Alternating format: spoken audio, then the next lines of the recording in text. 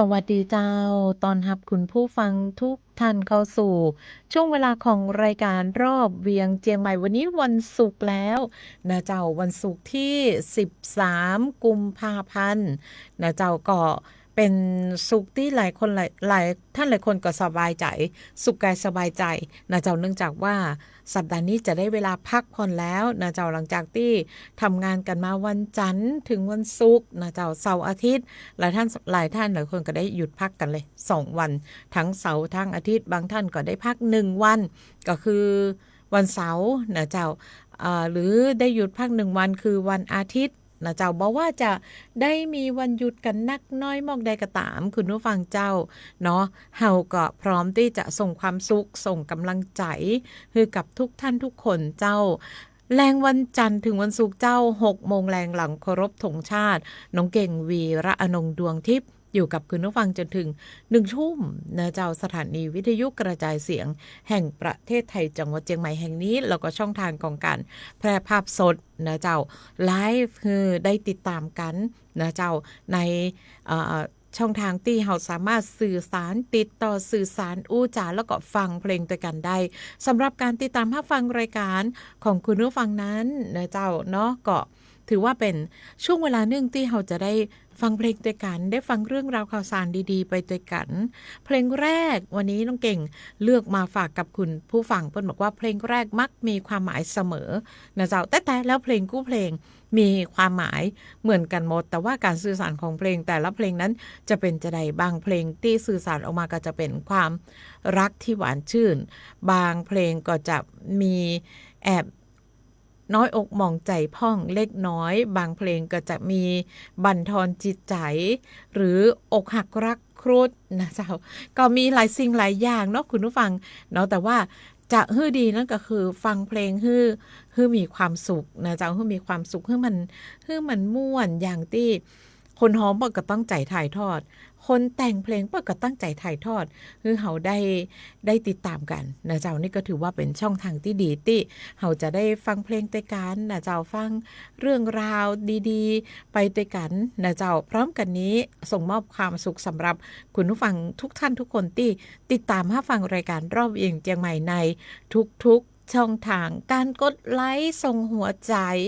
นะเจ้าหรือการส่งกำลังใจให้กันเป็นสิ่งที่ดีที่สุดขอบพระคุณเป็นอย่างยิ่งนะเจ้าเนาะก็ทักทายทุกท่านทุกคนเลยกันละกันนะเจ้าหลายท่านหลายคนเข้ามา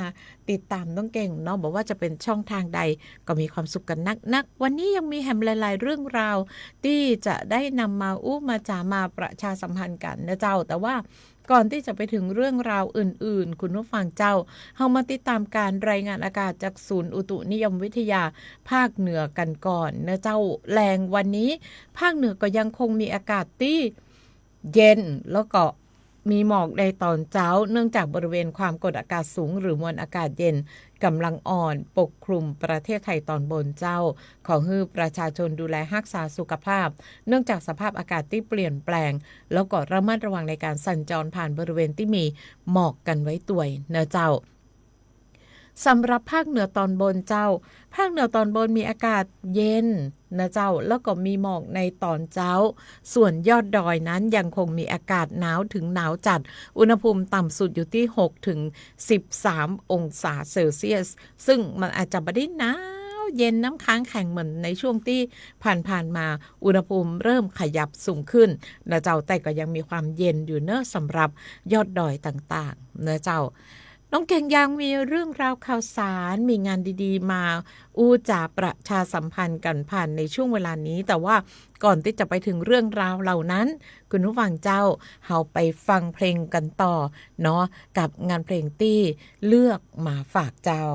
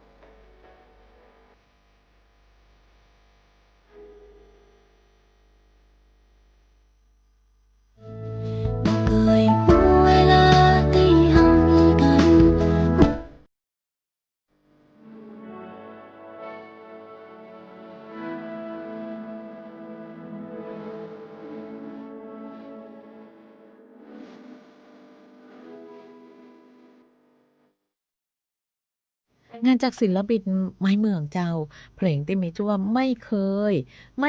หรือว่าบ่เกยนะเจ้าบ่เกยที่จะมามีความรู้สึกจะอี้ว่ากึตึงหาอะไรหานะเจ้าอย่างเงี้ยเนาะอย่างที่งานเพลงเปิ้นได้บอกกล่าวเล่าขานกันไปงานเพลงม่วนๆฟังสบายๆน้องเก่งนำมาฝากกับคุณผู้ฟังซึ่งในช่วงนี้ศิลปินไม้เมืองเองเปิ้นก็มีงานเพลงใหม่ๆก็คือ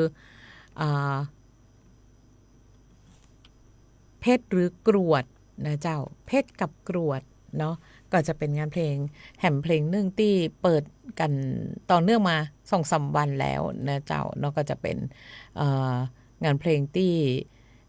ใหม่ๆนะเจ้าเป็นเพลงใหม่ๆของศิลปินไม้เมืองซึ่งน้องอ้อมบอกว่าจะถ่ายทอดเพลงอย่างมาก็ม่วนกูเพลงเนอะอันนี้นี่เทียงบ่ได้แต่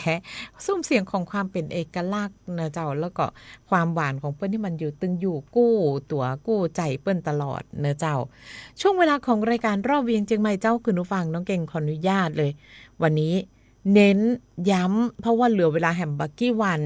นะเจ้าต้องขอบพระคุณคุณผู้ฟังล่วงหน้าเลยนะเจ้าสำหรับมีคุณผู้ฟังบางท่านนัดหมายมาว่าวันพรุ่งนี้จะนำสิ่งของมาสนับสนุนกิจกรรมสวทเชียงใหม่ปันน้ำใจสู่ชุมชน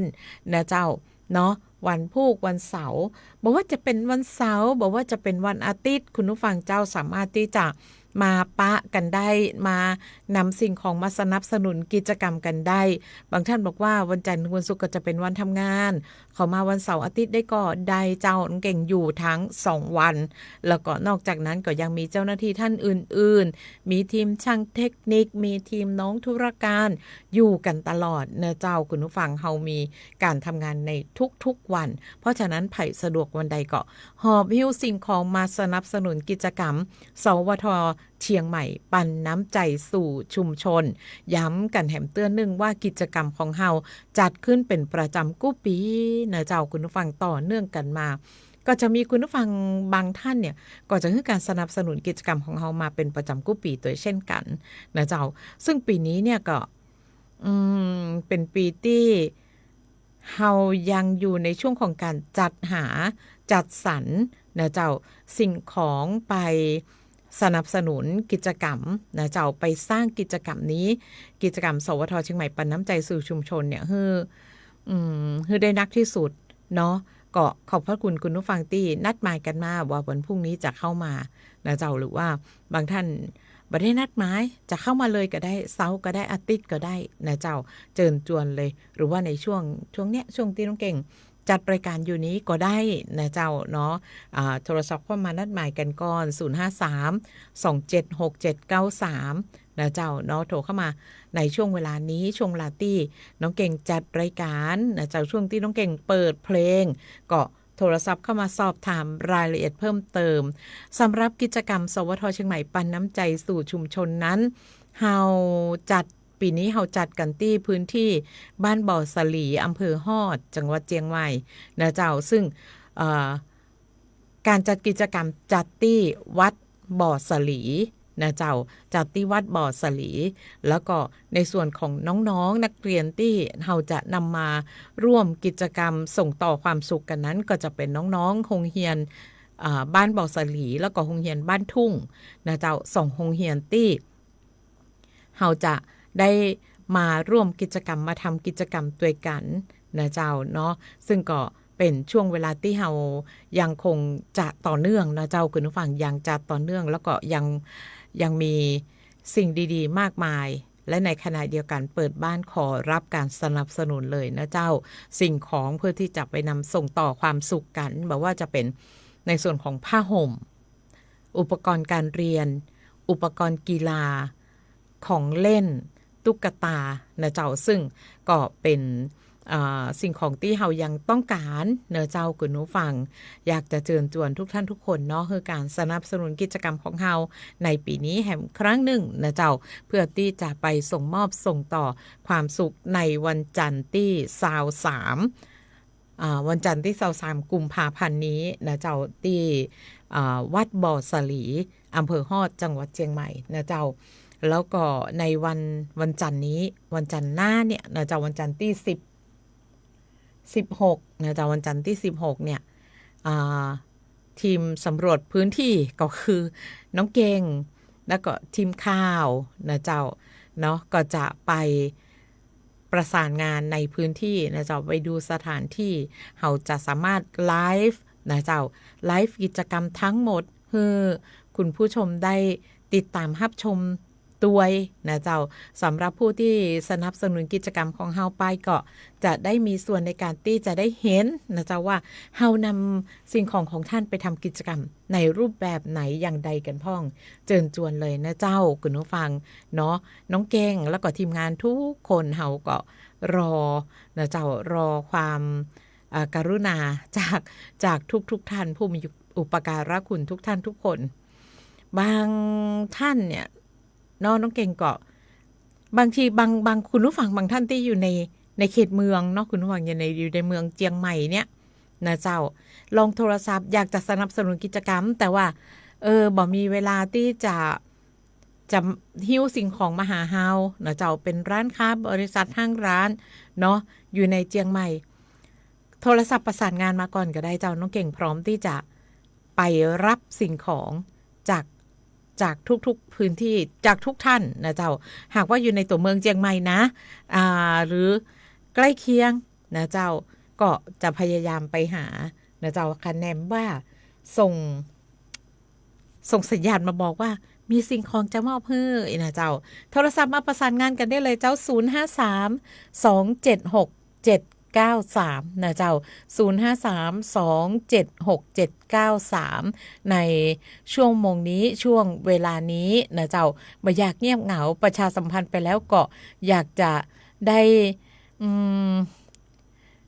ได้ยินเสียงของคุณผู้ฟังว่าอยากร่วมสนับสนุนกิจกรรมนะเจ้าเปิดยามฮือน้องเก่งแล้วก็กิจกรรมสวทเชียงใหม่ปันน้ำใจสู่ชุมชนสักน้อยนะเจ้าคุณผู้ฟังก็จะขอบพระคุณเป็นอย่างยิ่งพักฟังเพลงกันก่อนนะเจ้าพักฟังเพลงกันก่อนกำเดียวติดตามรับฟังเรื่องราวดีๆเจ้าในช่วงเปิดเพลง0532767793อู้จากันประสานงานกันได้เนอะเจ้า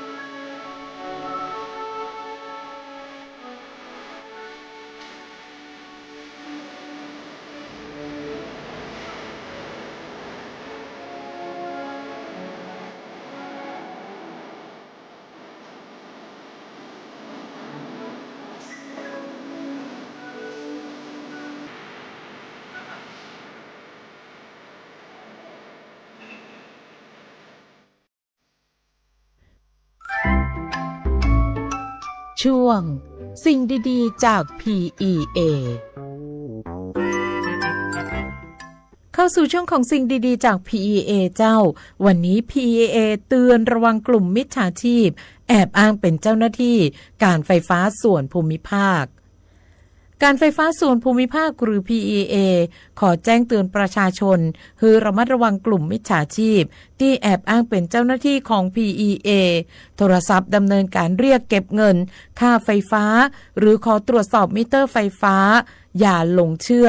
กลุ่มมิจฉาชีพดังกล่าวพร้อมแนะนำให้ประชาชนเรียกตรวจสอบบัตรประจำตัวพนักงานของ PEA และหนังสือมอบหมายจาก PEA ก่อนอนุญาตให้เข้าตรวจสอบมิเตอร์ไฟฟ้าทุกครั้งการไฟฟ้าส่วนภูมิภาคจึงขอความร่วมมือประชาชนหากพบเห็นบุคคลต้องสงสัยหรือพบมิจฉาชีพแอบอ้างเป็นเจ้าหน้าที่ของ PEA โปรดแจ้งการไฟฟ้าส่วนภูมิภาคในพื้นที่หรือโทร1129 PEA Contact Center ตลอด24ชั่วโมง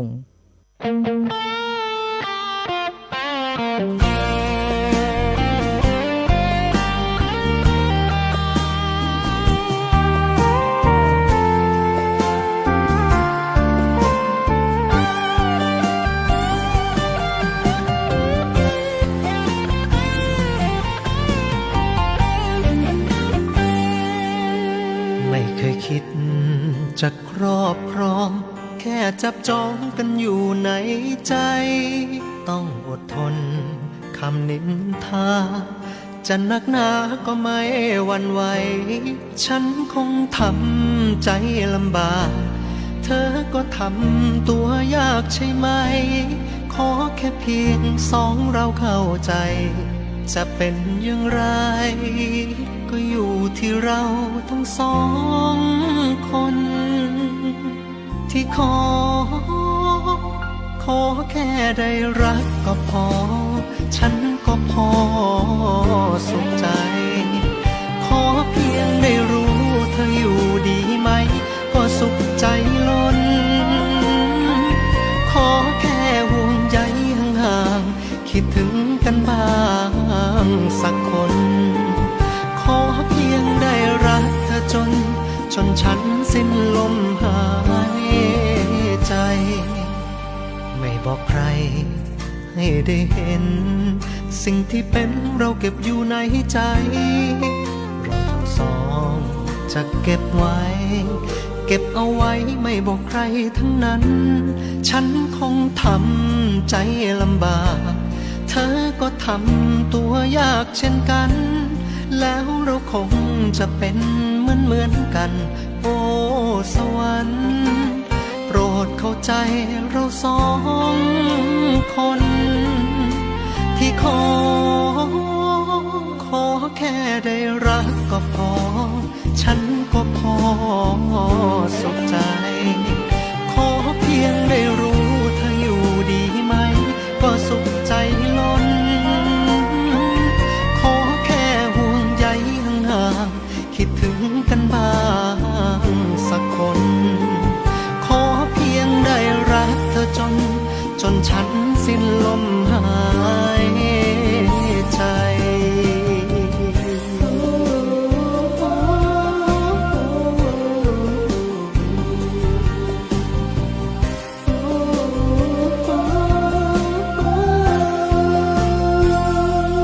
ฉันคงทำใจลำบากเธอก็ทำตัวยากใช่ไหมขอแค่เพียงสองเราเข้าใจจะเป็นอย่างไรก็อยู่ที่เราทั้งสองคนที่ขอแค่ได้รักก็พอฉันก็พอสุขใจขอเพียงได้รู้เธออยู่ดีไหมก็สุขใจล้นขอแค่ห่วงใยห่างๆคิดถึงกันบ้างสักคนขอเพียงได้รักเธอจนฉันสิ้นลมหายใจขอเพียงได้รักนาน ฉันสิ้นลมหายใจขอเพียงเรารักกันจนโลกนี้จะมาลาย งานเพลงม่วนๆขอแค่นะเจ้าขอแค่ได้รักขอแค่ได้ห่วงใยขอแค่ได้ส่งมอบความรู้สึกดีๆผ่านไปให้กันและกันตาอันก็พอใจแล้วงานเพลงม่วนๆนะเจ้าน้องเก่งเลือกมาฝากกับคุณผู้ฟังผ่านในช่วงของรายการรอบเวียงเจียงใหม่แหล่งวันนี้นะเจ้าซึ่งคุณผู้ฟังสามารถที่จะติดตามรับฟังรายการรอบเวียงเจียงใหม่กันได้เป็นประจำเลยแหล่งวันจันทร์ถึงวันศุกร์นะเจ้าหลังเคารพธงชาติในช่วง 6 โมงแลงก็จะได้มานั่งอู้นั่งจากันผ่านต่างสถานีวิทยุกระจายเสียงแห่งประเทศไทยจังหวัดเชียงใหม่นะเจ้าแล้วก็วันดีคืนดีก็จะมีการไลฟ์รายการในช่องทางต่างๆให้คุณผู้ฟังได้ติดตามกันโดยนะเจ้าต้องขอบคุณนักๆเนอะกับการที่อยู่เป็นกู้กันนะเจ้าแล้วก็ติดตามเพิ่มเติมกันเข้ามาส่งกำลังใจกันเข้ามาขอบพระคุณเป็นอย่างยิ่งนะเจ้าเนาะในช่วงเวลานี้วันนี้เวลานี้เลยคุณผู้ฟังเปิ้ลกำลังมีพิธีเปิดงานมหกรรมไม้ดอกไม้ประดับจังหวัดเชียงใหม่ครั้งที่49นะเจ้าซึ่งพิธีเปิดนี้จะอยู่ที่สวนสาธารณะหนองบวกหาดเพราะฉะนั้นไผ่ที่จะใจถนนต่างต่างด้านของยูเทิร์นหน้าวัฒโนนะเจ้าส่วนสาธารณะหนองบวกหาดเนี่ยวันนี้เลี่ยงนะเจ้าวันนี้ต้องเลี่ยงเพราะว่าเปิ้ลจะมีการปิดถนนกันรวมถึงงานมหกรรมไม้ดอกไม้ประดับไฮไลท์ของงานวันพุธแน่นอนตอนเจ้านะเจ้ากับขบวนรถบุพชาติ23ขบวนแล้วก็ยังมีผสมผสานกับวงดุริยางค์แห่ม9 วง9 โรงเรียนนะเจ้าคุณผู้ฟังสำหรับวงดุริยางค์ด้วยฝีไม้ลายมือของน้องๆนักเรียนแน่นอนนักเก่งชอบพอขนาดเลยนะเจ้าสำหรับวงดุริยางค์มันมีความพร้อมมันมีความกระหึ่มมันมีความงดงามสง่างามทุกโรงเรียนเลยนะเจ้าเนาะสำหรับขบวนรถบุพชาติวันพุธมาเจ้าเริ่มต้นที่สะพานนวรัตน์ฝั่งทิศตะวันออกไปจนถึงสวนสาธารณะหนองบวกหาดนะเจ้าไฮไลท์แห่งจุดนึงก็คือที่ควงประตูต้าแปรเนาะไปพอไปกอยกันได้เจ้าสำหรับงานดีๆของจังหวัดเชียงใหม่แห่งหนึ่งงานก็คืองานมหกรรมไม้ดอกไม้ประดับในวันเดียวกันเจ้าที่พื้นที่อำเภอสะเมิงนะเจ้าอำเภอสะเมิงเปิ้ลก็มีพิธีเปิดงานวันสตรอเบอรี่ของดีอำเภอสะเมิงตัวเช่นกันนะเจ้าวันพรุ่งนี้เริ่มวันพุธเหมือนกันวันพุธแอวได้ตึงในเมืองตึงสะเมิงตัวยนะเจ้าเนาะไปแอวกันเจ้าไปชมสตรอเบอรี่ไปชิมสตรอเบอรี่ไปอุดหนุนสตรอเบอรี่นะเจ้าเนาะแล้วก็ไปชมความงดงามของอำเภอสะเมิงนะเจ้าดูความสวยงามของหมู่มวลดอกไม้นานาพันธุ์ที่พื้นที่อำเภอเมืองเจียงใหม่เจ้ากับงานมหกรรมไม้ดอกไม้ประดับวันนี้กาขับรถไปตังในเมืองนี่ก็จะเห็นความสดใสความงดงามนะเจ้าแล้วก็ที่การจัดสวนในสวนสาธารณะหนองบวกหาดคุณผู้ฟังเฮาบ่ได้เปิดสวนให้ชมแค่3วันในวันที่มีการจัดงานที่สวนสาธารณะหนองบวกหาดเปิ้ลเปิดสวนให้เราเข้าไปชมหมู่มวลดอกไม้ที่งดงามตระการตาได้จนถึงสิ้นเดือนเลยนะเจ้าเพราะนั้นไผว่างวันใดก็ไปแอวไปพอไปก้อยกันนะเจ้าสำหรับงานดีๆงับกับงานมหกรรมไม้ดอกไม้ประดับครั้งที่49นะเจ้าคุณผู้ฟังเจ้าน้องเก่งต้องย้ำบ่อยๆย้ำมันย้ำผ่านช่องทางของตัวเก่าเนี่ยนะเจ้าว่าเชิญชวนให้คุณผู้ฟังนะเจ้าได้ร่วมกันสนับสนุนกิจกรรมสวท.เชียงใหม่ปันน้ำใจสู่ชุมชนเจ้าตอนนี้ความสิ่งที่เราต้องการก็คือผ้าห่มอุปกรณ์การเรียนอุปกรณ์กีฬาของเล่นตุ๊กตานะเจ้าคุณผู้ฟังสามารถที่จะส่งต่อสนับสนุนให้หมู่เฮาได้ไปส่งต่อเป็นความสุขสำหรับน้องๆโรงเรียนบ้านบ่อสลีแล้วก็โรงเรียนบ้านทุ่งอำเภอฮอดจังหวัดเชียงใหม่ในวันจันทร์ที่23กุมภาพันธ์2569นี้นะเจ้ามีเวลา1สัปดาห์เจ้าคุณผู้ฟังเฮาก็คงต้องอยู่กับการรอคอยเนาะคุณผู้ฟังรอคอยว่า เราจะได้มีสิ่งของนักน้อยหมอกใดนะเจ้าถ้ามีของนักๆกับคุณผู้ฟังพอเราขนครัวไปจนถึงที่จุดหมายปลายทางแล้วแน่นอนความสุขของน้องๆทุกคนมันเกิดขึ้นรอยยิ้มนะเจ้าความสุขเสียงเฮฮาของน้องๆเนี่ยมันมีขึ้นแน่นอนนะเจ้าเนาะเพราะฉะนั้นเฮามาร่วมกันสร้างความสุขด้วยกันนะเจ้ากับการแบ่งปันความสุขเข้าสู่กิจกรรมสวทเชียงใหม่ปันน้ำใจสู่ชุมชนวันที่23กุมภาพันธ์เจ้าเนาะขออนุญาตขอรับการสนับสนุนนะเจ้าอุปกรณ์การเรียนอุปกรณ์กีฬาของเล่นละอ่อนนะเจ้าตุ๊กตาเนาะซึ่งน้องๆนักเรียนทั้ง2โรงเรียนจะดูอยู่ในระดับชั้นอนุบาลจนถึงประถมศึกษาปีที่6นะเจ้าแล้วก็ยังมีน้องๆที่ก่อนเกณฑ์เรียนกันแหมกลุ่มแหมส่วนหนึ่งนะเจ้าเพราะนั้นเฮาก็อยากจะนำความสุขเหล่านี้ไปส่งมอบส่งต่อฮือได้นักที่สุดนะเจ้าเนาะคุณผู้ฟังช่วยกันสนับสนุนกิจกรรมของหมู่เฮาคือเป็นไปด้วยดีแล้วก็สมบูรณ์น้อยนะเจ้าเฮาตั้งความหวังไว้ที่คุณผู้ฟังกู้ท่านกู้คนเอาแล้วเจ้าคุณผู้ฟังแฮมสักนึงงานเพลงแล้วกำเดียวเฮาปิกมาส่งท้ายรายการกันเจ้าสำหรับคุณผู้ฟังที่ต้องการรายละเอียดเพิ่มเติมในเรื่องของกิจกรรมสวทเชียงใหม่ปั่นน้ำใจสู่ชุมชนโทรหาน้องเก่งได้เลยตอนนี้0532767993เจ้า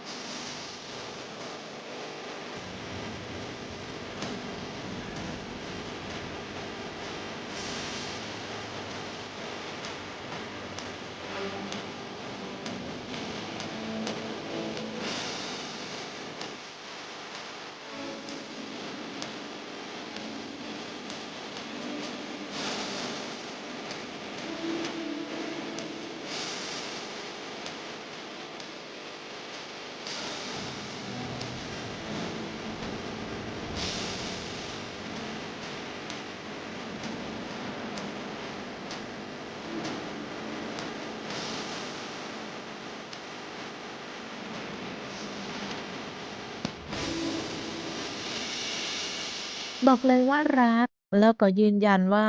รักเธอคนเดียวงานเพลงม่วนๆน้องเก่งเลือกมาฝากกับคุณผู้ฟังผ่านในช่วงเวลาของรายการรอบเวียงเจียงใหม่ขอบคุณน้องเอมี่นะเจ้าบอกว่าน้องพัชราพรเอรี่นะเจ้าบอกว่าขอฟังเพลงแผลเป็นวันแผลเป็นวาเลนไทน์ของคุณฝนธนสุนทรเดี๋ยวเปิดให้ส่งท้ายสำหรับวันนี้เลยกันละกันนะเจ้าบ่ได้ลืมคุณผู้ฟังเจ้ามีจิตมีใจใครให้หอมบุญสนับสนุนกิจกรรมสวทเชียงใหม่ปั่นน้ำใจสู่ชุมชนหอบหิ้วสิ่งของกันเข้ามาได้ที่สถานีวิทยุกระจายเสียงแห่งประเทศไทยจังหวัดเชียงใหม่อยู่บนถนนประชาสัมพันธ์เจ้าติดกับโรงยาแม่และเด็กเนาะหรือจะสอบถามรายละเอียดเพิ่มเติมได้ที่หมายเลขโทรศัพท์งานธุรการเนาะ053276 068หรือในช่วงที่น้องเก่งจัดรายการก็โทรศัพท์เข้ามาได้ทุกช่วงเลย053276